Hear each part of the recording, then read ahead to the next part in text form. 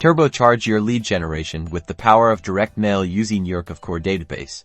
Let's dive straight into generating mailing labels. So log into your Kvcore account. First, navigate to the Marketing tab on the left-hand side of your screen. It's usually the megaphone icon. From the drop-down menu, select Smart CRM. This will take you to your contact database. Now, it's time to segment your contacts. Use the filter options to target the specific group you want to reach with your direct mail campaign, such as location, property interests, or lead source.